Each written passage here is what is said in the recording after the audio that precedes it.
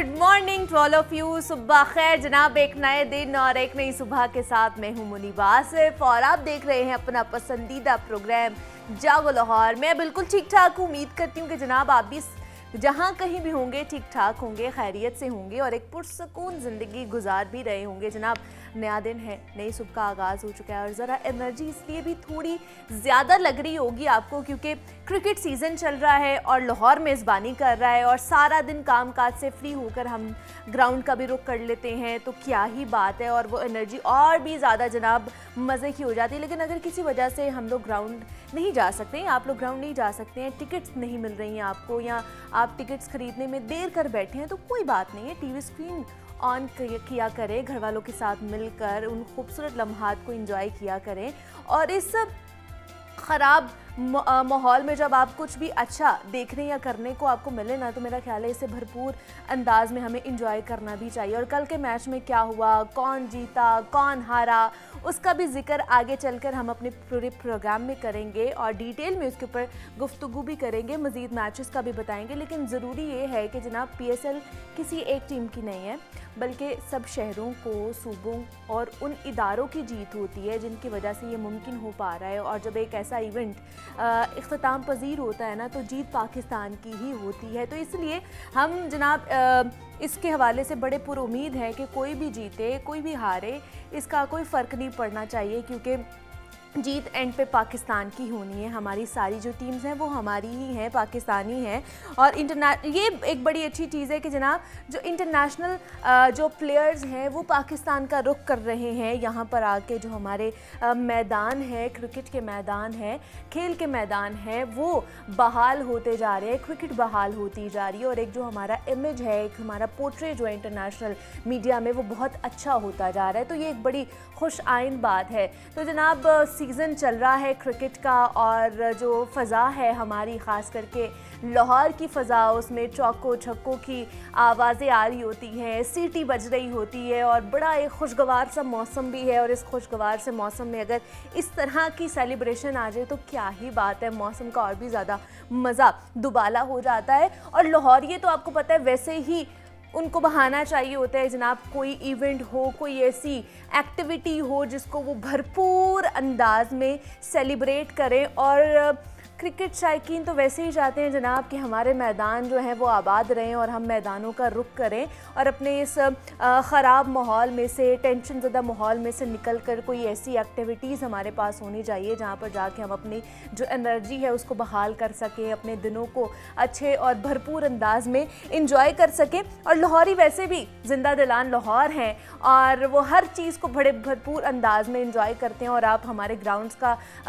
Rush ही check कर लें कि जनाब फुल हमारे जो ग्राउंड्स हैं, ख़ास करके कज़ाफ़ी स्टेडियम जहाँ पर मैचेस खेले जा रहे हैं PSL के, वो फुल खचाखच भरे हुए होते हैं। आपने इतना क्राउड कराची में नहीं देखा होगा, आपने इतना क्राउड मुल्तान में नहीं देखा होगा, इतना क्राउड आपने इस्लामाबाद में नहीं देखा होगा, पिंडी के स्टेडियम में नहीं देखा होगा, जितना क्राउड आप लोगों को लाहौर में मिलेगा। और लाहौर जो है वो ऑब्वियसली उसकी बाउंड्रीज़ जो हैं और भी शहरों को लगती हैं तो वहाँ से भी लोग लाहौर का रुख करते हैं कि जनाब वहाँ पर जाके हम स्टेडियम में बैठकर मैच का मज़ा लेंगे। तो इसका भी अपना ही मज़ा है कि अब मैच देखने आते हैं दूर दराज से लोग, तो इस चीज़ को हमें सराहने की बहुत ज़्यादा ज़रूरत है। और इस तरह की एक्टिविटीज़ मेरे ख्याल से और भी ज़्यादा होनी चाहिए ताकि हमारे पास सेलिब्रेशन के लिए कोई चीज़ कम ना पड़ जाए। तो ये भी एक अच्छी बात है कि अब जनाब बाकी के मैचेस भी लाहौर के ही पास हैं, वही मेज़बानी इसकी कर रहा है। तो सिर्फ पहले हम टेंशन में थे कि जनाब पता नहीं क्या होगा, 2 मैचेस के बाद हम बाकी मैचेस देख पाएंगे या नहीं भी देख पाएंगे, तो अब वो कन्फ्यूजन भी दूर हो चुकी है। सेगमेंट है हमारा हेल्थ एंड फिटनेस जिसमें हम सेहत के हवाले से मुख्तलिफ मसाइल पर गुफ्तगू करते हैं और हमारे माहिरीन से एहतियात और बेहतर इलाज हम लोग दरियाफ्त करते हैं। जनाब इंसानी सेहत के लिए ना वाइटामिन वैसे ही बहुत ज़्यादा ज़रूरी है, लेकिन वाइटामिन D का होना लाजमी है क्योंकि वाइटामिन D एक एक नहायत ही अहम विटामिन है और इसकी बदौलत जहां इंसान का जिस्म मजबूत रहता है वहीं कई बीमारियों से भी हम महफूज रहते हैं।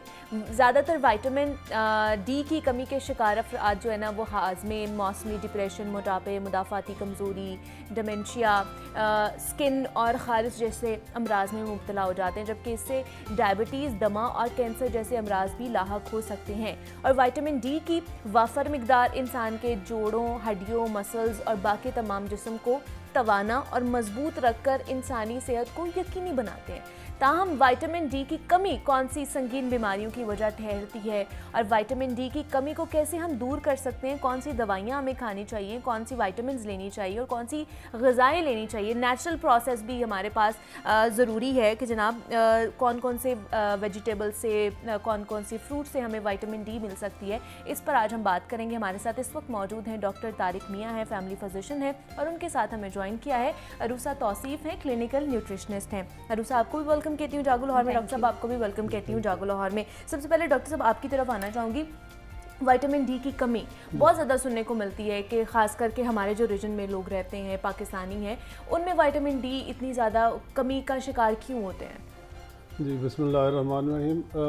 एक बड़ा अच्छा मौजू आपने चुना। बेसिकली एक दौर था कि विटामिन डी के बारे में किसी को इतना पता भी नहीं था और ना ही कोई इसके बारे में कोई डिस्कशन होती थी और लोग इसी तरह आप अंदाज़ा करें कि लोग कहते हैं कि चूँकि पाकिस्तान में गर्मी ज़्यादा होती है, सूरज ज़्यादा होता है, तो शायद हमारे यहाँ विटामिन डी की कमी ना हो। लेकिन देखने में आया जब आप टेस्ट कराएं तो आपकी 70-80% जो आबादी है वो डेफिशिएंट है। उसकी रीज़न 2-3 रीज़न ये हैं कि एक तो हमारा जो सन को एक्सपोजर है, कुछ लोग जो बाहर निकलते हैं सन स्क्रीन लगा के निकलेंगे या पूरे जिस्म कवर्ड होता है, और अगर घर के अंदर बैठे हुए हैं तो शीशे में से अगर धूप आ रही है तो उसका कोई फ़ायदा नहीं है। सही, ठीक दूसरा ये है कि टाइमली एक्सपोजर जो है वो 10 बजे से लेकर 2 बजे का टाइम है, ये बहुत अच्छा है विटामिन डी बनाने के लिए, क्योंकि सूरज की जब शुआएं पड़ती हैं जिल्द के अंदर तो जिल्द के अंदर विटामिन डी हमारा बनना शुरू हो जाता है।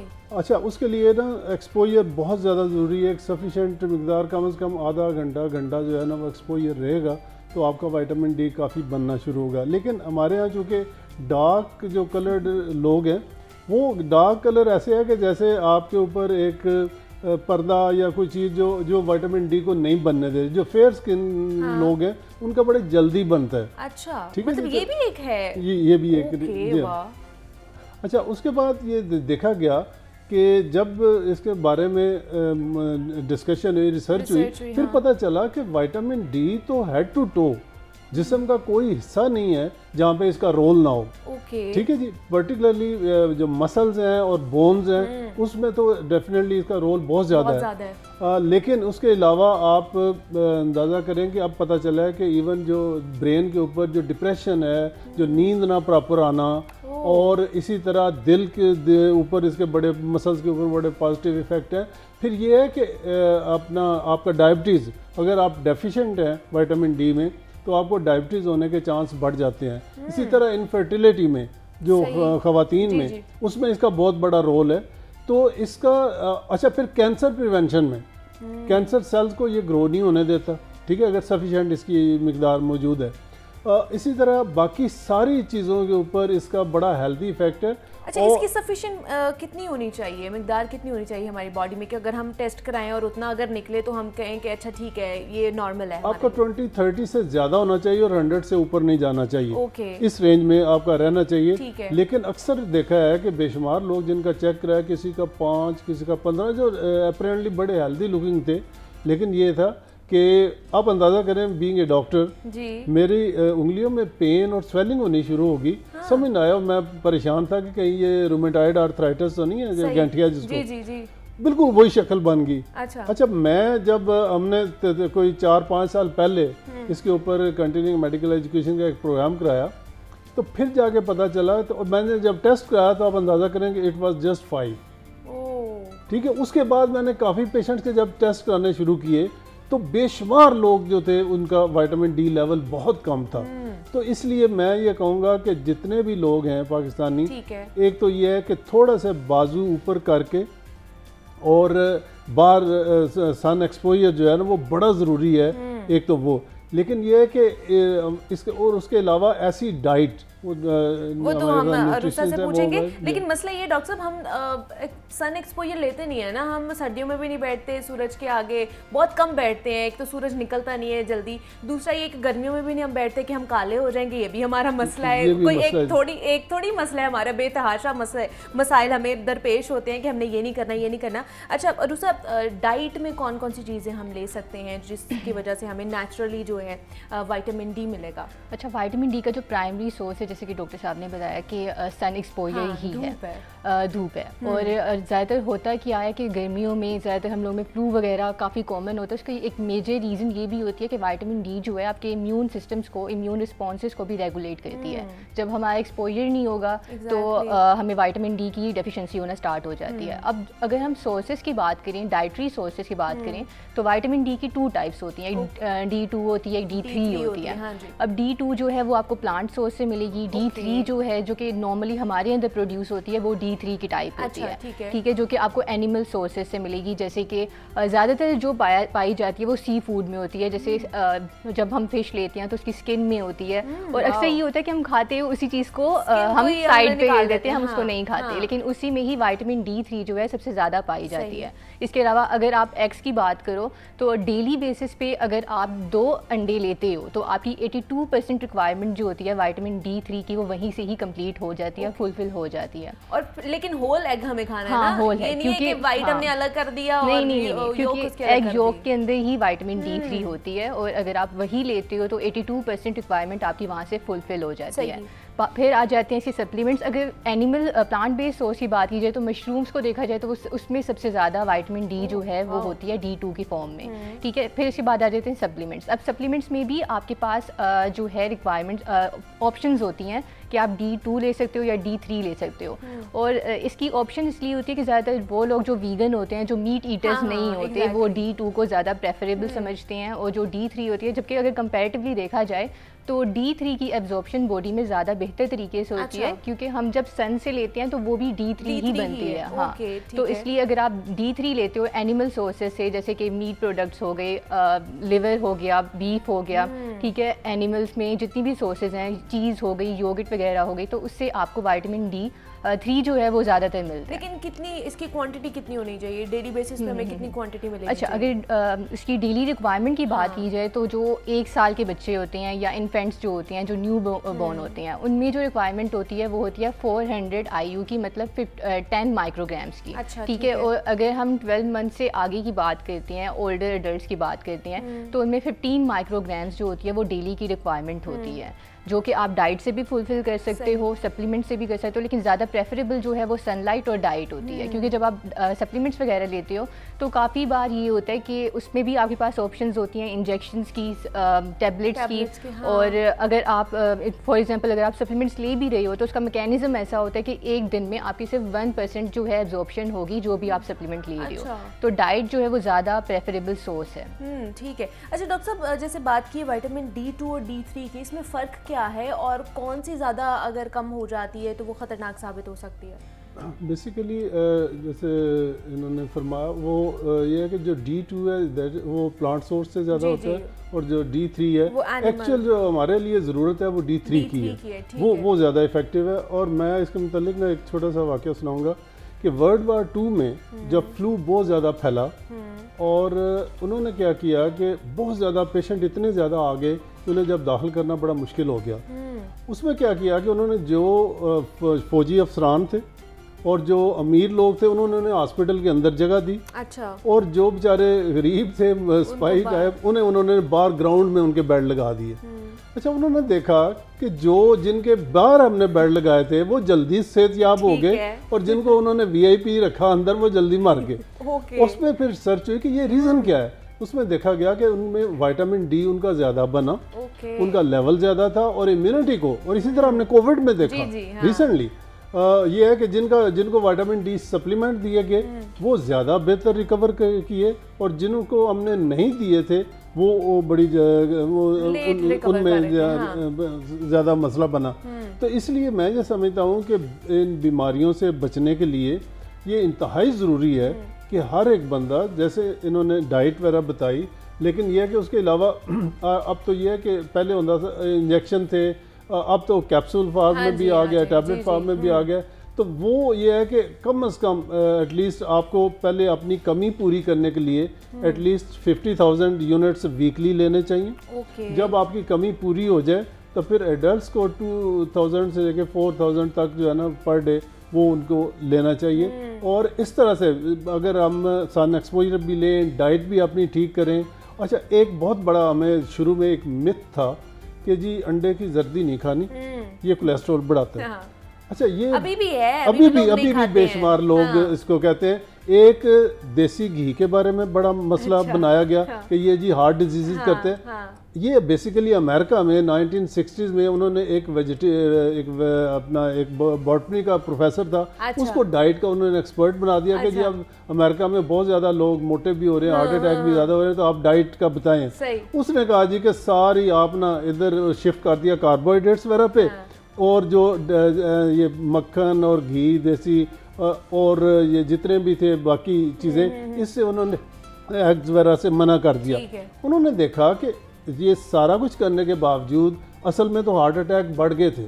बढ़े क्यों? हमने जब कार्बोहाइड्रेट पे शिफ्ट कर दिया, तो कार्बोहाइड्रेट जो है ये मेन सोर्स है आपका कोलेस्ट्रॉल बनाने में। लिवर जो है उतना ज़्यादा ट्राइग्लिसराइड बनाएगा, उतना ज़्यादा फैट की शक्ल में वो जमा होगा और वहीं पे कोलेस्ट्रॉल भी बनेगा। लिहाजा इसलिए बहुत ज़रूरी है कि हम कार्बोहाइड्रेट डाइट से हट के, ठीक है, और ये जो हमारा पुराना तरीका था, ठीक है, उसमें एक्सरसाइज और वॉक ज़रूर रखें, लेकिन ये है कि जो अंडे की जर्दी से और ये मक्खन या देसी घी से मुनासिब मिकदार में अगर आप यूज़ करें तो वेजिटेबल ऑयल जो है उनकी निस्बत ये बहुत बेहतर, ये बहुत अच्छा है और आपको ज़्यादा बेनिफिशियल ये साबित होगा। अच्छा रुसा, मैं ये जानना चाहूँगी, आगे गर्मी आ रही है, समर स्टार्ट हो गए हैं, तो समर्स में आपको पता है हम जूसेस बहुत ज़्यादा पीते हैं, मशरूबात का इस्तेमाल होता है, तो ऐसे कोई मशरूबात हैं जो विटामिन डी की कमी को पूरा कर सकते हैं? असल में विटामिन डी जो है ना, अगर फ्रूट जूसेस की बात की जाए तो मार्केट में काफ़ी ऐसे प्रोडक्ट्स भी हैं जो कि फोर्टिफाइड है, मतलब उनमें एडिशनल विटामिन डी जो है वो एडेड होता है। तो अगर आप वो लेते हो तो उसमें ज़्यादा कॉमन टाइप जो है वो ऑरेंज जूस की है। ज़्यादातर ऑरेंज जूस को फोर्टिफाई किया जाता है विटामिन डी के साथ, या फिर मिल्क प्रोडक्ट्स में दूध को फोर्टिफाई किया जाता है, योगर्ट वगैरह को फोर्टिफाई किया जाता है। तो ये जो प्रोडक्ट्स होते हैं ये ज़्यादातर फोर्टिफिकेशन के थ्रू विटामिन डी जो है वो आपको प्रोवाइड करते हैं। क्योंकि अगर हम नेचुरल सोर्सेज की बात करें ना विटामिन डी की, तो फ्रूट सोर्सेज में कुछ ज़्यादा हमारे पास ऑप्शंस नहीं होते कि हम विटामिन डी ले सकें। इसलिए हमारे पास आती है सॉलिड फूड की ऑप्शन, जैसे कि मैंने आपको बताया कि सी फूड में फ़िश वगैरह, ठीक है, एग योक वगैरह।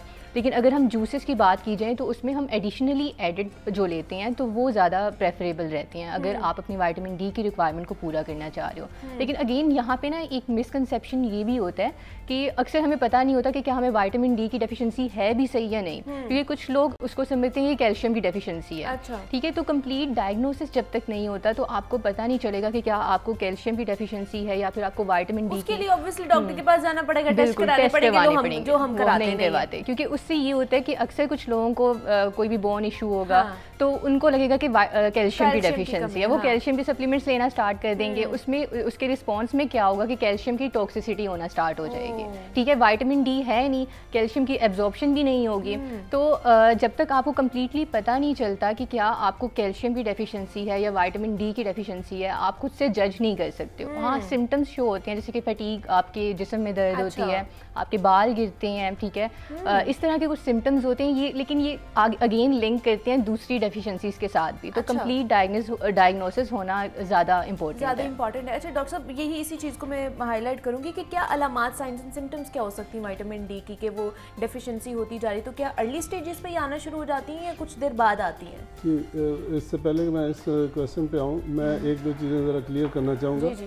एक तो ये है कि हमारे यहाँ लोग क्या करते हैं जी कि वो हड्डियाँ कमज़ोर हैं जी, कैल्शियम लेना शुरू कर दिया, सप्लीमेंट। अच्छा, उसके अलावा जूस, दो चीज़ों के बारे में कहूँगा। एक तो ये है कि विटामिन डी और कैल्शियम ये दोनों बोन के अंदर कैल्शियम नहीं पहुँचाते जब तक विटामिन K2 साथ ना हो। उसकी रीज़न ये है कि अगर आप वैसे कैल्शियम लेते जाएंगे तो वो आपकी जो दिल की नालियाँ, कोरोनरी आर्टरीज़ हैं, वहाँ पे डिपॉजिट होना शुरू हो जाएगा और आपकी नालियाँ सख्त हो जाएंगी। लिहाजा कभी भी खाली कैल्शियम और सिर्फ विटामिन डी जो अब ये कम्बिनेशन में आने शुरू हो गए हैं, विटामिन D3, कैल्शियम और K2। जब तक ये तीनों होगी तो फिर आपकी वो हड्डियों में जाके डिपॉजिट होगा। सेकेंडली ये था कि अल्लाह हमारे यहाँ बहुत ज़्यादा ये रिवाज है जी जूस पिए।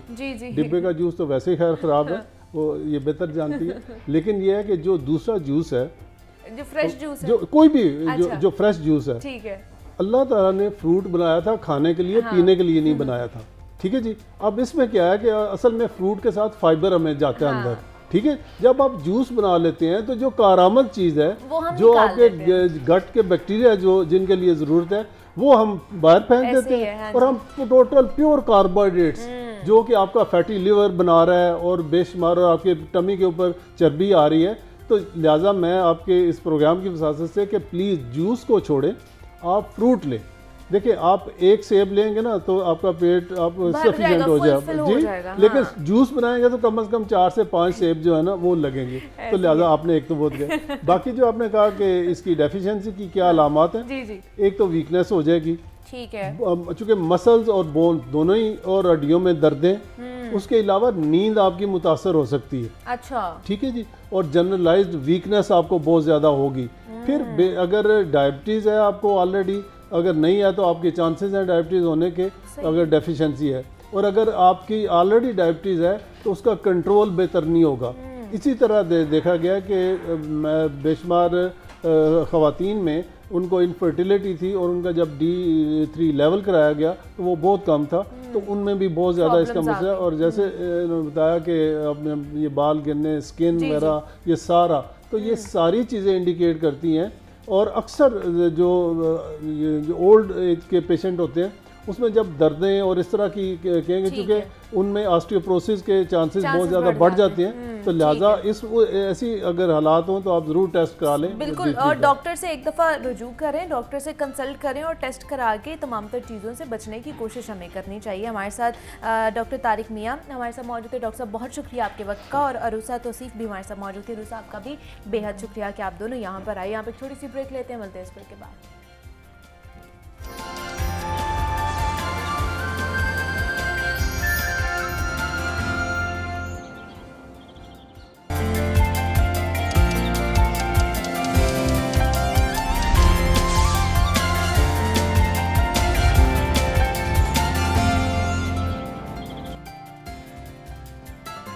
वेलकम बैक टू जागो लाहौर। जनाब, ब्रेक से वापस आ चुके हैं। बढ़ते हैं अगले सेगमेंट की जानिब। और पाकिस्तान नामुआशी तबाही के दहाने पर पहुंच चुका है।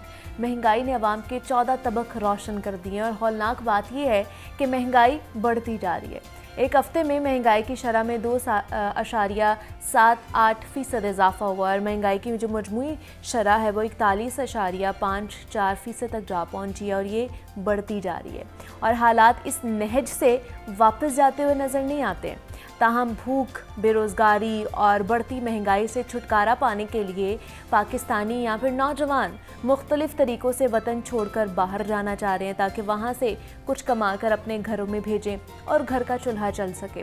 और बेहतर ज़िंदगी और रोज़गार की तलाश में जो लोग गैर कानूनी तरीके से दूसरे मुल्क जाते हैं उनमें से बेशतर को मौत रास्ते में ही गले लगा लेती है। और बेहतर ज़िंदगी की तलाश में लोग मौत की कश्तियों पर सफ़र करते हैं। और बहुत से ऐसे वाक़यात रिपोर्ट भी हुए हैं कि बिफरी लहरें कश्ती और मुसाफिर दोनों को खा गई हैं और गैर कानूनी तरीके से दूसरे मुल्क जाना रिस्क से भरा हुआ जनाब सफ़र होता है। और अभी हालिया एक बहुत अफसोसनाक वाक़या भी पेश आया है कि इटली के जनूबी साहिल के करीब तारिकीन वतन की कश्ती चट्टान से टकराने के बाइस तबाह हो गई और कश्ती में 200 से ज़ायद अफराद सवार थे। और हादसे में 28 पाकिस्तानियों समेत 59 अफराद जो है वो लुक़मा अजल बन गए। हलाक होने वालों में 12 बच्चे भी बताए जा रहे हैं और 33 ख़वातीन भी शामिल हैं। वो सब मारे गए हैं जो यहाँ से दूसरे मुल्क बेहतर ज़िंदगी के ख्वाब सजाए हुए गए थे।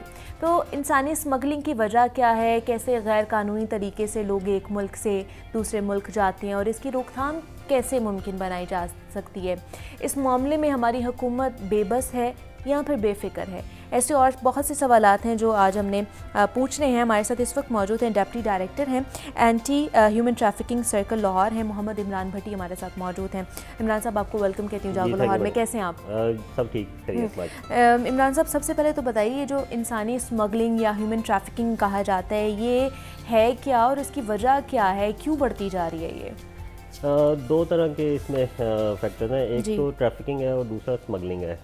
ट्रैफिकिंग में मेनली जो औरतें हैं और जो बच्चे हैं उनको वो ट्रैफिक किया जाता है, उनको रिक्रूट किया जाता है, हार्बर किया जाता है और ट्रांसपोर्ट किया जाता है। अच्छा। फॉर फोर्स्ड लेबर के लिए और कमर्शियल सेक्स के लिए। अच्छा। इसमें वो यूज़ करते हैं कोएर्शन, फोर्स एंड फ्रॉड, उनको कन्विंस करते हैं किसी तरह और उनको ट्रैफिक कर देते हैं दूसरे मुल्क में। ये ट्रैफिकिंग विद इन कंट्री भी है और आउट ऑफ कंट्री भी है। अच्छा। जबकि स्मगलिंग जो है, स्मगलिंग में जो बाहर जाने वाला है वो अपनी मर्ज़ी से जाता है और इसमें जो एजेंट होते हैं उसको फैसिलिटेट करते हैं एक तो फ्रॉडुलेंट डॉक्यूमेंट के साथ और उसको प्रोवाइड करते हैं ट्रांसपोर्टेशन। अच्छा, ठीक है। तो ज़्यादातर यहाँ पे ये दोनों चीज़ें हो रही हैं पाकिस्तान में? दोनों चीज़ें हो रही हैं। इन कंट्री भी हो रहा है और आउट ऑफ द कंट्री भी? जी, इन कंट्री तो ट्रैफिकिंग है और आउट ऑफ कंट्री भी ट्रैफिकिंग, जिसमें एजेंट शामिल है। अभी भी ये जो रिसेंटली जो 25 तारीख को वाक़या हुआ है जिसमें 28 पाकिस्तानी फौत हो गए हैं, ये स्मगल होके जा रहे थे। ये दोनों इसमें आ जाते हैं क्योंकि इनको फोर्स भी किया जाता है, इनको क्वेश्चन भी की जाती है, इनको फ्रॉड के साथ भी लिया जाता है और बाद लोगों को खुद भी पता होता है कि वो अगर जा रहे हैं विदाउट ट्रैवल डॉक्यूमेंट जा रहे हैं और आगे जाके इनके साथ क्या होने वाला है। तो क्या वजह, क्या फैक्टर्स हैं, मतलब आप लोग काम कर रहे हैं उसके ऊपर, तो क्या फैक्टर्स आप लोगों को नज़र आते हैं कि क्यों लोग जानते बूझते भी कि पता नहीं है हम अपनी मंजिल तक पहुंच पाएंगे, नहीं पहुंच पाएंगे, किस तरह का सफ़र होगा, तो क्यों चले जाते हैं इस तरह गैर कानूनी तरीके से? बेसिकली दो फैक्टर हैं। एक तो वो इन्फ्लुएंस होते हैं जो ऑलरेडी 5-6 साल से या 10 साल से बैरून मुल्क गए हुए हैं। अच्छा। तो वहाँ से वो जो अब रेमिटेंस भिजवाते हैं तो वो एक अच्छी खासी अमाउंट होती है जिससे उनके घर चलते हैं। एक तो ये फैक्टर है। दूसरा फैक्टर है कि अपॉर्चुनिटीज़ नहीं है यहाँ पर। अच्छा। अगर यहाँ पर अपॉर्चुनिटीज़ हों तो वो उन अपॉर्चुनिटीज़ के ऊपर अपना कोई काम करें, कोई रोज़गार ढूंढें, कोई नौकरी कर लें। लोगों के पास कुछ पैसे तो होते हैं, ज़ाहिर वो पैसे दे के एजेंटों को बैठ जाते हैं। अगर वही पैसा वो इधर अपॉर्चुनिटीज़ उन्हीं को यूज़ करें तो वो अपना पोटेंशियल यहाँ पर यूज़ कर सकते हैं। तो आप डिप्टी डायरेक्टर हैं इसके FIA के ह्यूमन ट्रैफिकिंग सर्कल लाहौर के, तो किस तरह ये जो डिपार्टमेंट है काम करता है, किस तरह चीज़ों को सेटल डाउन किया जाता है? FIA मेन प्राइम एजेंसी है जो ह्यूमन ट्रैफिकिंग को डील कर रही है। इसमें अब गवर्नमेंट ने लॉज भी बनाए हुए हैं। अच्छा। इसमें एक इमिग्रेशन ऑर्डिनेंस 1979 में आया था जिसमें एक प्रॉपर गाइडलाइन दी हुई है कि कैसे लोग बाहर जाएंगे। उसके लिए 2 डिपार्टमेंट उन्होंने बनाए थे, एक ओवरसीज एम्प्लॉयमेंट प्रमोटर है और एक प्रोटेक्शन ऑफ इमिग्रेंट्स है। ओवरसीज एम्प्लॉयमेंट प्रमोटर जो बाहर से रोज़गार है उनको आइडेंटिफाई करते हैं और यहाँ पर लेके आते हैं और लोगों को एडवर्टाइजमेंट के साथ बताते हैं लीगली। अच्छा। और उसमें दूसरा आगे वाला पोर्शन ये होता है कि प्रोटेक्टर ऑफ इमिग्रेंट्स है, वो जो उनके वर्क वीज़े लगते हैं वो उनको प्रोटेक्ट करता है, उनके जो बाहर के जो राइट्स हैं उनको वो प्रोटेक्ट करता है। बिल्कुल। अगर इसमें कोई वायलेशंस है, अगर इसमें कोई एजेंट आ जाता है या ओवरसीज एम्प्लॉयमेंट प्रमोटर कोई वायलेशन करता है अपने कॉन्ट्रैक्ट की, तो फिर FIA को इख्तियार है कि उनके खिलाफ कार्रवाई करे। और एजेंट के खिलाफ जो हम पर्चे देते हैं तो उसमें उनकी जो सज़ा है, कन्विक्शन है, वो 14 साल है। अच्छा। एक तो ये कानून है। एक 2018 में आया था ट्रैफिकिंग इन पर्सन। ट्रैफिकिंग जो लोग बाहर जाते हैं, ट्रैफिक होते हैं फोर्स के साथ, क्वेश्चन के साथ। इसमें मेनली ये कानून बनाया गया था बच्चों और औरतों के लिए, जो बच्चों को मिसयूज करते हैं, औरतें जो कमर्शियल सेक्स के लिए यूज होती हैं, हो जाते हैं बच्चे, उनको भी बाहर भेजा जाता है। ऐसी है। तो वो इसमें भी FIA ने पर्चे दिए हैं। अच्छा। और अच्छी खासा हमने काम किया इसमें। तो क्या वो जो लोग पकड़े जाते हैं इमरान साहब, उनके खिलाफ कार्रवाइयाँ भी होती हैं या वो छूट जाते हैं? वो इतने माफियाज जो हैं वो तगड़े हैं?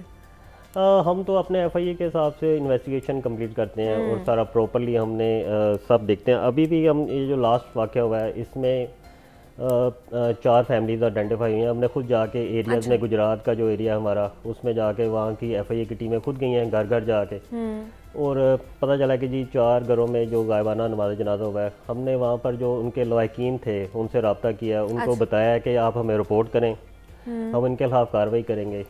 उनमें से 3 जो फैमिलीज हैं उन्होंने कहा जी हम अपने एजेंट के खिलाफ कार्रवाई नहीं करवाना चाहते। ये फैमिलीज खुद कह रही हैं, हालांकि उनका जो बच्चा है या जो भी उनका क्या है वो अब नहीं रहा है और उन्हीं की वजह से, वो उन एजेंट्स की वजह से ही। और एक फैमिली ने जो नाम बताया वो भी पार्टिकुलर उसके कंप्लीट नहीं है, उन्होंने सिंपल नाम बताया। अच्छा। और किसी शहर का नाम बता दिया। और इस तरह आप देखें FIA कैसे कार्रवाई करेगी। अगर हम एजेंट्स को पकड़ भी लेते हैं, जब ट्रायल में कोर्ट में मामला जाता है, एविडेंस हमारे पास होता है, वहाँ जाके जो विटनेस है वो रिजाइल कर देता है। अच्छा। हालांकि हमारा जो ट्रैफिकिंग पर्सन का जो कानून बना है 2018 में, उसमें विक्टिम्स के लिए कंपनसेशन का एक सेक्शन रखा गया है कि अगर आप एजेंट के खिलाफ कार्रवाई कराएंगे और एजेंट को कन्विक्शन होती है तो उससे आप कंपनसेशन भी मिल जाएगी। लेकिन लोग हैं कि वो नहीं, तो क्यों, मतलब ये फैमिलीज क्यों नहीं मदद करती हैं? क्या माफियाज ये जो एजेंट्स होते हैं उनकी तरफ से थ्रेट्स उन्हें मिल रहे होते हैं? क्या वजह है कि वो इसमें आप लोगों का साथ नहीं देते हैं या बताते भी नहीं है कि किसके थ्रू हमारे घर वाले गए हैं बाहर? बहुत सारे फैक्टर हैं इसमें, वो फोर्स भी हो जाते हैं, डर भी जाते हैं, लालच में भी आ जाते हैं। अच्छा जी, ऐसे ही है कि बाज़ एजेंट जो उनको लालच देते हैं, कंपनसेशन का लालच देते हैं, इस वजह से वो, या फिर उनका बरादरी सिस्टम है, फिर जो पीछे है वो थोड़ा सा इस तरह का वो इन्फ्लुएंस कर लेते हैं, जिसकी वजह से उनके खिलाफ कोई कार्रवाई नहीं हो पाती। नहीं, ये तो मैं कहूँगी एक बड़ा अफसोसनाक ये चीज़ हमारे सामने आई है कि ऑलरेडी जिनके घर वाले मौत के मुंह में चले गए हैं, जिनके प्यारे ये सफ़र तय करते हुए जनाब मौत के मुंह में चले गए, उन्हें तो इसमें बढ़ चढ़ कर हिस्सा लेना चाहिए। उन माफियाज के ख़िलाफ़, उन एजेंट्स के ख़िलाफ़ कार्रवाई करवानी चाहिए, आवाज़ उठानी चाहिए कि आप जैसी और फैमिलीज़ जो हैं उनके हत्थे ना चढ़ जाएँ और उनके जो प्यारे हैं वो इस तरह उनकी मौत वाक़ई ना हो। तो मेरे ख्याल से ये ज़्यादा इसके ऊपर कार्रवाई करनी चाहिए।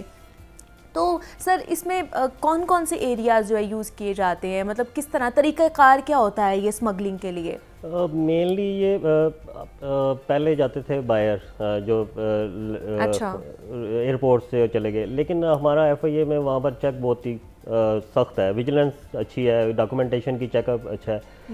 फिर उन्होंने लैंड रूट वाया। तो एयरपोर्ट से कैसे जा सकते हैं? मतलब उनके पास अगर इलीगल सारी चीज़ें, डॉक्यूमेंटेशन उनकी नहीं है, फ्रॉड उनके डॉक्यूमेंट्स बने हुए हैं, तो कैसे वो जा सकते हैं?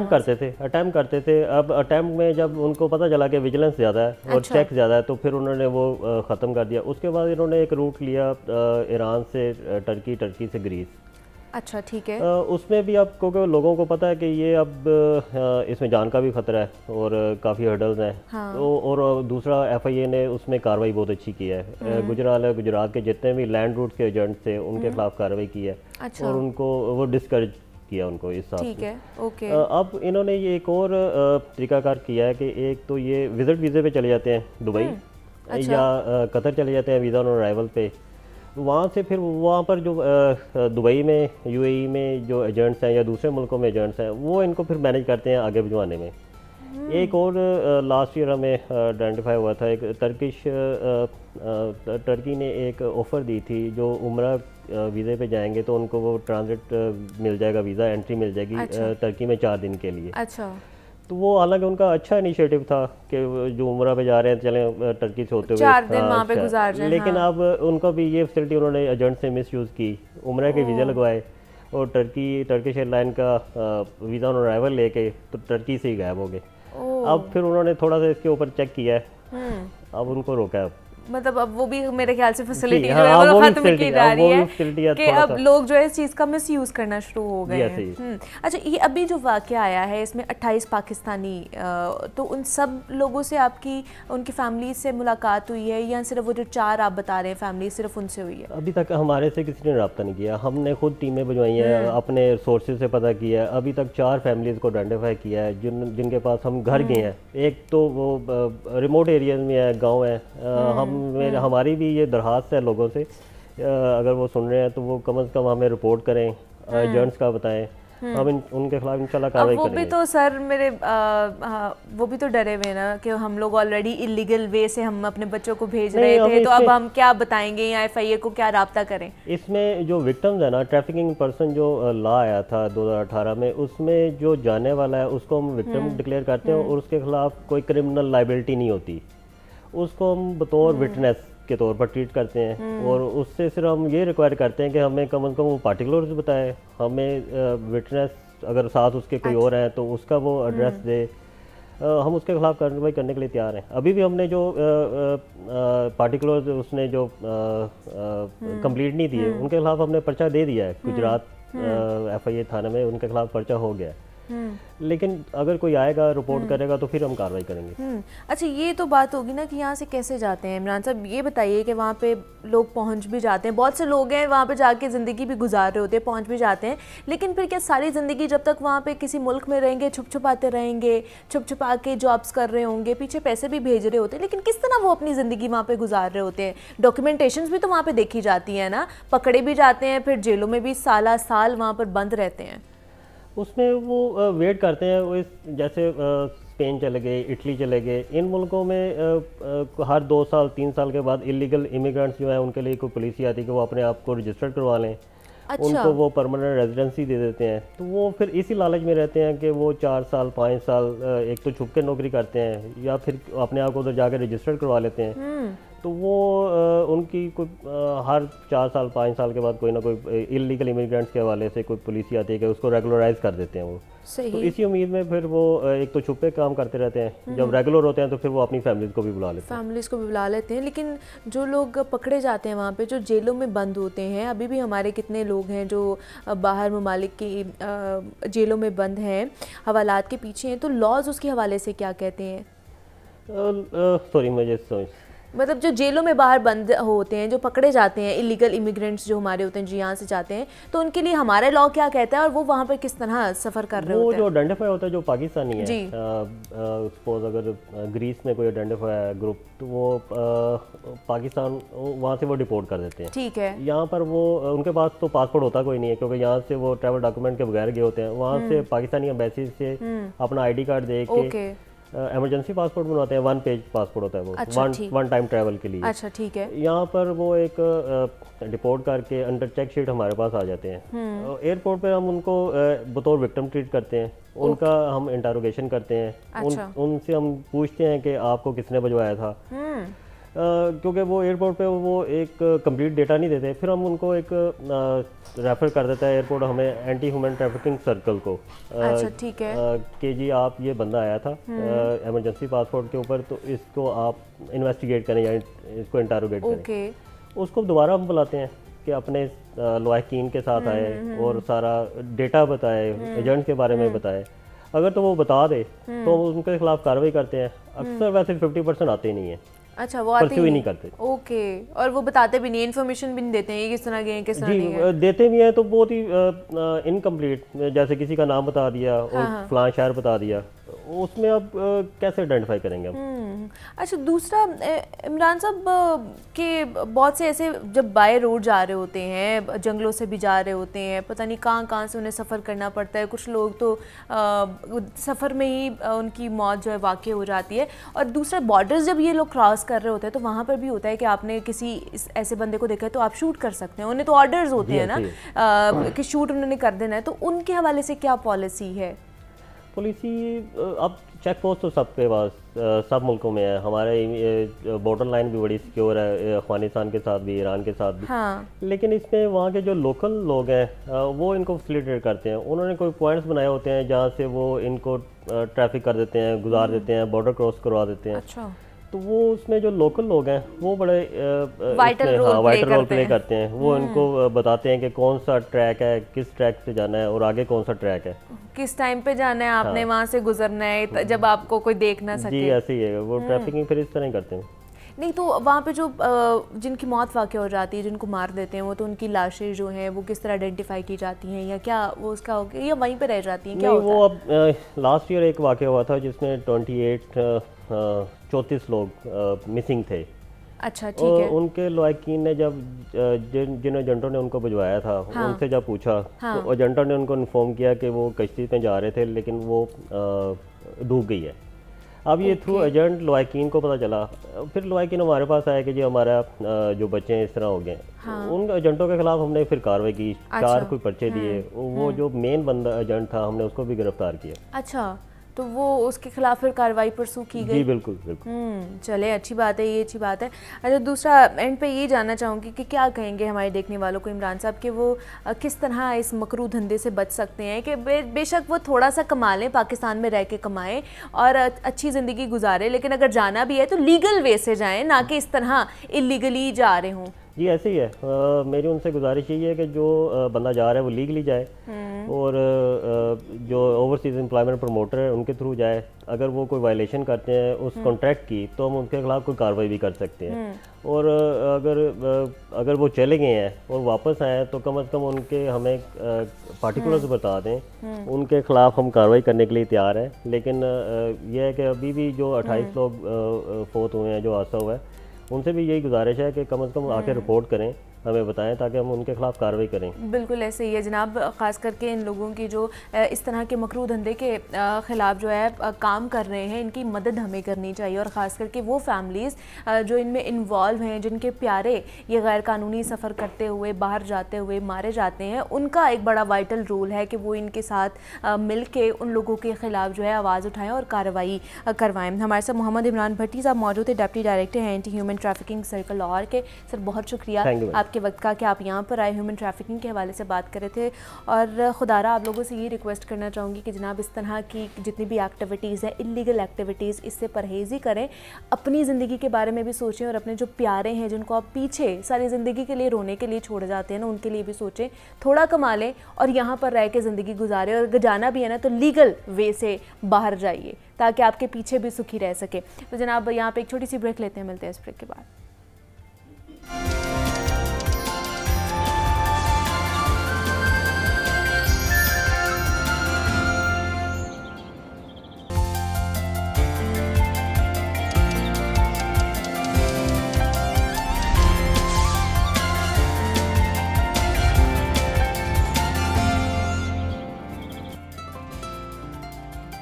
वेलकम बैक टू जागो लाहौर। जनाब अब कुछ बात कर लेते हैं शहर में होने वाले क्रिकेट मैचेस की। तो PSL 8 का दूसरा मरहला लाहौर में जारी है और चूंकि मैचेस लाहौर में ही हैं तो इसीलिए पहले दोनों मैचेस लाहौर के ही शेड्यूल किए गए थे ताकि लाहौरियों के जोश को मज़ीद गरमाया जाए। लेकिन लाहौरिये भी जनाब अपने गुनों के पक्के हैं जनाब, कहीं भी मेहमान नवाजी का गिला नहीं रहने देते और दिल खोल कर मेहमान नवाजी करते हैं। और ऐसा ही कुछ लाहौर कलंदर्स ने अपनी मेहमान टीमों के साथ किया है।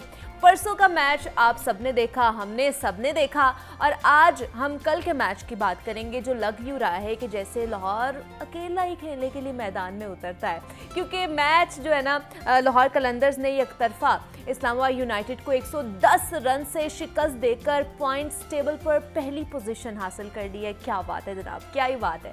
और पाकिस्तान सुपर लीग सीजन 8 के 16वें मैच में लाहौर कलंदर्स और इस्लामाबाद यूनाइटेड कज़ाफ़ी स्टेडियम लाहौर में मद्दे मुकाबल थी कल, और लाहौर कलंदर्स ने इस्लामाबाद यूनाइटेड के खिलाफ टॉस जीतकर पहले बैटिंग का फैसला किया और फिर लाहौर कलंदर्स ने इस्लामाबाद यूनाइटेड को जीत के लिए सिर्फ 201 रन का हदफ दिया और जवाब में इस्लामाबाद का कोई भी खिलाड़ी जनाब लाहौर के बॉलर्स के सामने जम ही नहीं सका, ना ही खेल सका है और पूरी टीम जो है वो 90 पर आउट हो गई है। और लाहौर कलंदर्स ने मुकर्ररा ओवर्स में 7 विकेटों के नुकसान पर 200 रन बनाए थे और लाहौर कलंदर्स के अब्दुल्ला शफीक ने 45 रन स्कोर किए, जबकि फ़खर जमान ने 36 और सैम बिलिंग्स ने 33 रन की कल इनिंग्स खेली है। और इस्लामाबाद की जानिब से टॉम करन ने 3 और शादाब खान ने 2 विकेटें भी हासिल की हैं। तो जनाब ये कल का अहवाल था, लेकिन कल के मैच के हवाले से भी बात कर लेते हैं क्योंकि कल कज़ाफ़ी स्टेडियम में मैच खेला गया था। PSL का 16वां मैच है, लाहौर कलंदर्स के नाम रहा है और जनाब इस्लामाबाद यूनाइटेड को 110 रन से शिकस्त का सामना भी करना पड़ा है और 201 रन के ताक़ुब में इस्लामाबाद यूनाइटेड की टीम 90 रन पर पूरी की पूरी ढेर हो गई थी और डेविड वीजे ने 3 खिलाड़ियों को पवेलियन की राह दिखाई, जबकि प्लेयर ऑफ द मैच भी वो ही करार पाए हैं। तो इस पे ही ये रिपोर्ट देखते हैं। और जनाब ये कल के मैच की हाइलाइट्स थी कि किस तरह पिछाड़ के रख दिया है लाहौर कलंदर्स ने इस्लामाबाद यूनाइटेड को। वो भी हमारी ही टीम है, लेकिन जब हमारे लाहौर में आके हमारे साथ खेलेंगे तो फिर जनाब मज़ा और भी दुबाला हो जाएगा। और सिर्फ 90 स्कोर कर सकी है इस्लामाबाद यूनाइटेड की टीम कल। और जैसे ही पहली विकेट हमने देखा कि गिरी है, उसके बाद यके बाद दीगरे उनके प्लेयर्स जो हैं वो पवेलियन ही लौटते गए हैं और स्कोर ही नहीं बना सके हैं। तो कल का मेरे ख्याल से जो मैच था ना बहुत ही शानदार रहा है। कल का क्यों, परसों का जो हम देख लें, पेशावर ज़ल्मी भी लाहौरियों के सामने, लाहौर कलंदर्स के सामने नहीं जीत सकी है और उसको भी शिकस्त का सामना करना पड़ा। और कल जो इस्लामाबाद यूनाइटेड भी जनाब पवेलियन लौट गई थी और पूरी टीम ही जनाब 90 रन्स पर ढेर हो गई और वापस चली गई है। तो इस पर बात कर लेते हैं कि जनाब लाहौर कलंदर्स की जो परफॉर्मेंस है वो कैसी चल रही है और बाकी आने वाले मैचेस में क्या क्या प्रेडिक्ट किया जा रहा है। हमारे साथ कामरान अकमल साबिक टेस्ट क्रिकेटर मौजूद हैं। Kamran, thank you so much for your time. सबसे पहले तो मुझे बताइए, ये जो लाहौर कलंदर्स जो है ये इतनी अच्छी जो इनकी परफॉर्मेंस हमें नज़र आ रही है, होम ग्राउंड पे ही पहले पेशावर ज़ल्मी को पिछाड़ दिया, अब कल इस्लामाबाद यूनाइटेड को पूरी उनकी जो टीम है 90 रन्स पर ही ढेर हो गई। और क्या कहेंगे लाहौर कलंदर्स के हवाले से? सबसे पहले तो बड़ी जबरदस्त क्रिकेट खेल रही है लाहौर कलंदर जब से शाहीन कप्तान बना। अब लास्ट ईयर देखे शाहीन कप्तान बना तो एक डिफरेंट टीम लगी है। हाँ जी, परफॉर्मेंस बड़ी जबरदस्त नजर आ रही है।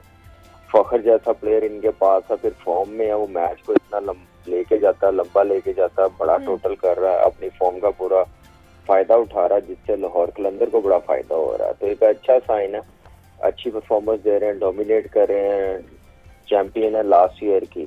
तो कल जैसा इस्लामाबाद यूनाइटेड को मैच हराया और बड़ी टीम को हराया, डोमिनेट किया, तो अच्छा साइन है लाहौर कलंदर के लिए। उसके बाद बॉलिंग जैसी लाहौर कलंदर की है, इस PSL की बात नहीं, मेरे ख्याल से ओवरऑल एक इंटरनेशनल टीम की जो बॉलिंग लाइनअप होती है ना, वो बॉलिंग लाइनअप है इस वक्त लाहौर कलंदर की। लेकिन कामरान, आप भी क्या कहेंगे? मतलब हमने देखा है कि ये 8वां सीज़न है PSL का।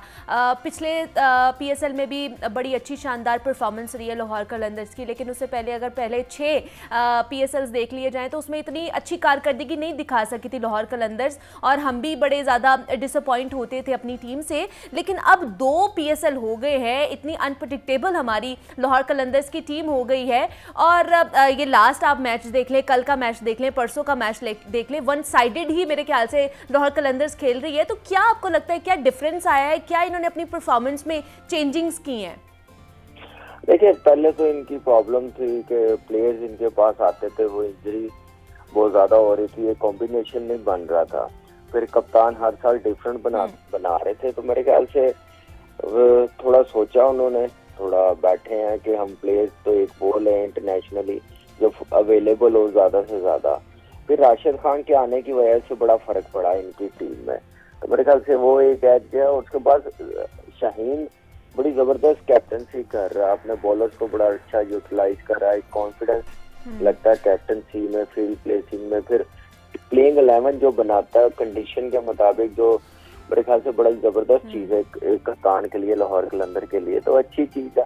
और देखिए, ये सिर्फ लाहौर कलंदर, इनकी जो प्लस पॉइंट है, ये सिर्फ लाहौर में तो अच्छा खेलते ही खेलते हैं, बाहर जब जाते हैं, कराची में आते हैं या मुल्तान में जाते हैं, वहाँ पे भी जीतते हैं वे। तो इसलिए इनमें कॉन्फिडेंस बहुत ज्यादा है। और मेरे ख्याल से टीम ओवरऑल देखें, इनकी बड़ी जबरदस्त कॉम्बिनेशन बना हुआ है। बॉलिंग में जैसे शाहीन लीड कर रहा है, फिटनेस के इशू थे, फिट हो गया है, अच्छा साइन है लाहौर कलंदर के लिए भी। सबसे ज्यादा पाकिस्तान के लिए, पाकिस्तान आपके सामने कितनी स्ट्रगल कर रहा था जब से ये अनफिट हुआ हुआ है। हाँ, तो अल्लाह का शुक्र है कि 100% फिट है, जान मार रहा है, अग्रेशन बड़ा जबरदस्त है, फास्ट बॉलिंग वाला, नए बॉल पे आउट करके देना, 5 आउट किए हैं पेशावर ज़ल्मी के खिलाफ। तो यही चीज है जो टीम को लिफ्ट करती है। तो मेरे ख्याल से जिसका फायदा लाहौर कलंदर को हो रहा है। दूसरा कमरा में पूछना चाहूंगी, एक जो क्लिप है बहुत ज़्यादा वायरल भी हो रहा है, उसके ऊपर बात भी हो रही है कि शाहीन शाह अफरीदी जो है वो बॉलिंग करा रहे हैं और जो हमारे पेशावर ज़ल्मी के बैट्समैन थे परसों वो बैटिंग कर रहे थे और अचानक ही बॉल लगता है और बैट टूट जाता है। तो इस तरह की चीज़ें भी होती रहती है मैचेस में और उसके ऊपर बड़ी वाह भी हो रही है और बड़ी ज़्यादा अच्छी चीज़ भी हो रही है, मीम्स भी बन रही है उसके ऊपर और तनकीद भी की जा रही है कि क्या इस तरह बैट्स टूट जाते हैं खेलते हुए?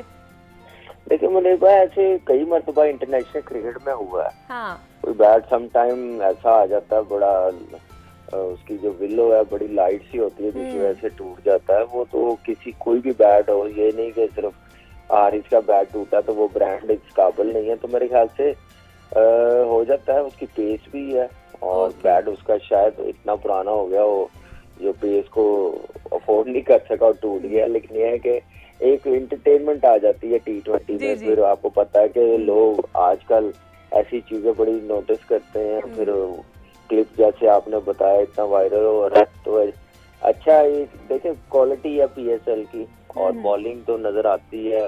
लोग ये भी अब कहना शुरू हो गए हैं कि PSL में पहले बॉलिंग तो तेज होती थी, अब बैट भी तोड़ना शुरू हो गई है। तो हमारा ही फायदा, अच्छी चीज है।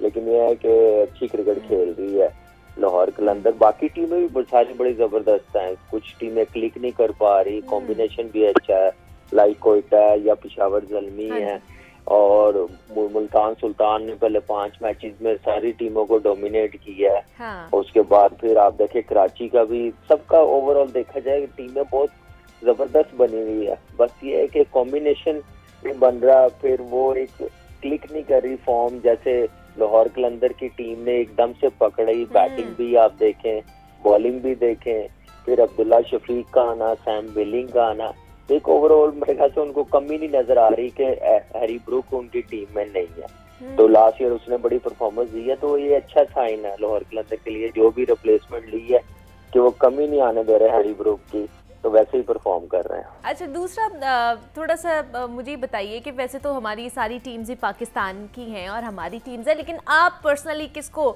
सपोर्ट कर रहे हैं? देखिए, जो अच्छी क्रिकेट खेले। अच्छा। और इस वक्त देखा जाए तो पहले 5 मैचेस में मुल्तान ने बड़ी जबरदस्त क्रिकेट खेली है। मुल्तान में सारे मैचेस, लेकिन कोई एक फेवरेट होता है ना कामरान के, जिसको हम सपोर्ट कर रहे होते हैं। मतलब जैसे हम लाहौर में बैठे हैं, हम लाहौरी हैं, तो हमारा दिल करता है कि हम ऑब्वियसली लाहौर कलंदर्स को सपोर्ट करें। देखिए, मेरी टीम जो मैं पिछले 8 सीजन में पेशावर ज़ल्मी के साथ था, मेरी तो दुआ है कि मैं पेशावर ज़ल्मी आगे आए। अब बड़ी जबरदस्त टीम है, प्लेयर्स बहुत बड़े जबरदस्त है, इंटरनेशनल भी लोकल भी। तो एक जरा क्लिक नहीं कर पा रहे जैसे लाहौर ने किया। तो लाहौर इस वक्त आप देखें, पेशावर ज़ल्मी और बींगे लाहौरी, मैं लाहौर अगर ज़ल्मी ने क्वालिफाई करे तो मेरी ख्वाहिश होगी कि लाहौर करे, अगर लाहौर नहीं करे तो मेरी ख्वाहिश होगी ज़ल्मी करे। अच्छा, ठीक है। तो मुझे बताइए कि आप भी जाते हैं कामरान मैदान में, ग्राउंड में जाके मैच देखते हैं घर वालों के साथ, और किस तरह, मतलब अब तो पाकिस्तान में हो रहा है, पहले ही होता था आधे मैच दुबई में हो रहे होते थे, फिर पाकिस्तान में हो रहे थे, तो अब तो सारे मैचेस ही पाकिस्तान में हो रहे हैं, मेज़बानी कर रहा है लाहौर भी। तो आप भी जा रहे हैं मैच देखने स्टेडियम में कि नहीं? मेरे ख्याल से मुनीबा, आप भी मीडिया पे हो, आपको सब चैनल पे पता होता होगा कि कौन कौन बैठा हुआ है। तो प्लेयरों के पास इतना मेरे ख्याल से टाइम नहीं होता जाने का। अच्छा। तो मैं तो अपना एक चैनल के साथ PSL कवर कर रहा हूँ। जब खेलता था 7 सीजन लास्ट ईयर तक, तो डेफिनेटली फैमिलीज आते हैं, दोस्त यार आते हैं देखने के लिए, सपोर्ट करने के लिए। अच्छा भी लगता है। और पाकिस्तान में तो आपको पता है कि एनवायरनमेंट, फिर लोग कैसे आए होते हैं, फिर कैसे हमारे स्टेडियम भरे होते हैं। जैसे 2 मैचेस में लाहौर में आप देखें, संडे था तो आ गए हैं। अब मंडे वर्किंग डे में फुल हाउस किया, तो मेरे ख्याल से लाहौरी, तो फिर लाहौरियों जैसा दुनिया में कोई नहीं है। लाहौरियों को तो मौका चाहिए होता है कोई भी चीज सेलिब्रेट करने का, बहाना चाहिए हमें बस। बिल्कुल ऐसा ही है। और देखें लाहौरियों तो फिर ढूंढते हैं कोई फेस्टिवल हो, हम निकले घर से और पूरा एंजॉय करते हैं। तो मेरे ख्याल से बड़ा जबरदस्त साइन है, दुनिया एंजॉय करती लाहौर में मैच हो, पूरे पाकिस्तान में भी हो, अच्छा लगता है। लेकिन लाहौर में जब आती है टीमें तो फिर वो अलग इन्वायरमेंट हो जाता है लाहौरियों का, तो अच्छा लगता है और बड़ा मजा आता है। हम टीवी पे तो देख रहे होते हैं, बात कर रहे होते हैं, और अमेजिंग, मैं कहता हूँ कि बड़ा ज़बरदस्त वेलकम किया PSL को लाहौर ने सीज़न 8 में। बिल्कुल ऐसे ही है, और ये कितना अच्छा इकदाम है कि पहले अगर चले इंटरनेशनली दुबई में हुआ करता था, लेकिन अब सारे ही मैचेस जो हैं पाकिस्तान में होंगे, एक अच्छा इमेज जाएगा क्योंकि इंटरनेशनली क्रिकेटर्स जो है यहाँ पर आके खेल रहे हैं, तो एक इमेज जो है वो पोर्ट्रे बहुत अच्छा हो रहा है। तो ये कितना अच्छा एहसन कदम है हमारा। देखिए बड़ा जबरदस्त है, इसमें PSL की बड़ी मेहनत है। हमें ये नहीं उनका आसान बोलना चाहिए UAE का, दुबई का, कि बड़े मुश्किल टाइम पे उन्होंने हमारा साथ दिया। वहाँ पे जितने लोग थे उन्होंने कमी नहीं आने दी सपोर्ट करने में। तो बड़ी वहाँ पे 4 सीजन 5 सीजन हुए हैं, तो बड़ी सपोर्ट मिली है। तो मेरे ख्याल से वहाँ पे भी मजा आया। पाकिस्तान में देखें, जिस मुल्क की लीग हो वो अपने मुल्क में हो रही हो तो फिर डिफरेंट फिर एक्सपीरियंस होता है। लोकल प्लेयरों को कॉन्फिडेंस मिलता है अपने लोगों के सामने खेलने का, प्लेयर्स मिलते हैं, तो एक शौक पैदा होता है बच्चों में। तो मेरे ख्याल से ये चीजें हम लोगों ने बड़ी सफर की हैं 10-11 साल। 2009 के बाद फिर आपको पता है कि कितनी स्ट्रगल हुई है। तो इसमें जब ये PSL आई है तो ये PSL ही ब्रांड है। जो हमारे मौजूदा चेयरमैन है नजम सेठी साहब, उन्होंने ये PSL शुरू करवाई है। इसके साथ स्टेप बाय स्टेप पाकिस्तान में क्रिकेट आई है, तो अब देखिए इंटरनेशनल भी होना शुरू हो गई है। तो ये मेरे ख्याल से हम कभी भूलेंगे नहीं जब ये PSL स्टार्ट हुई है। जिन लोगों ने ये स्टार्ट की है उसमें सेठी साहब है, शेख शकील साहब है, पूरी टीम PCB की उस टाइम की 2015 में 2014 में ये PSL शुरू हुई है। तो उसकी वजह से आप देखें कि आज पाकिस्तान में खुशियां हैं, इंटरनेशनल टीम आ रही है और पूरी PSL पाकिस्तान आ गई है। तो लोग कितने खुश है, पूरा पाकिस्तान कितना खुश है। आजकल के दौर में इतनी महंगाई है, टेंशन इतनी है, तो देखे PSL एक फेस्टिवल इवेंट है, एक मेरे ख्याल से हमारा ब्रांड है। दुनिया सपोर्ट कर रही है, एंजॉय करती है, आके खेलते हुए प्लेयर्स इंटरनेशनली अपनी इंटरनेशनल कमिटमेंट छोड़ के PSL खेलने आते हैं। तो ये मेरे ख्याल से इनकी मेहनत है, और इस ब्रांड को ऊपर ले जाने के लिए मेरे ख्याल से बड़ी मेहनत की गई, जो आज नजर आ रही है कि एवरी ईयर बेहतर से बेहतर होती जा रही है। बिल्कुल ऐसे ही है, और इंशाल्लाह जनाब ये और ज़्यादा बेहतर होती जाएगी और अपना एक मकाम जो है वो बनाएगी। हमारे साथ कामरान अकमल साबिक टेस्ट क्रिकेटर हैं, वो मौजूद है। कामरान बहुत शुक्रिया आपके वक्त का। हम आगे भी आपको PSL के लिए जो है ना याद करते रहेंगे और आपसे बात करते रहेंगे। अभी के लिए आपका बेहद शुक्रिया, आपने हमारे साथ बात की। और जिस तरह जनाब हम लाहौर कलंदर्स के हवाले से बात कर रहे थे कि लाहौर कलंदर्स इस टाइम जो है ना पूरी छाई हुई है और पॉइंट्स टेबल पर जनाब उसने पहली पोजीशन हासिल कर ली है, पेशावर ज़ल्मी को पछाड़ा है, फिर कल इस्लामाबाद यूनाइटेड को भी 90 रन से शिकस्त उन्होंने दी है। तो ये जनाब बहुत ही अच्छी अब परफॉर्मेंस कर रहा है। तो आगे देखते हैं कि जनाब कौन आगे जाता है और कौन पीछे रह जाता है। लेकिन अभी के लिए मुझे इजाज़त दीजिए, अपना बहुत सारा ख्याल रखिएगा। कल आपसे दोबारा मुलाकात होगी। अल्लाह हाफ़िज़।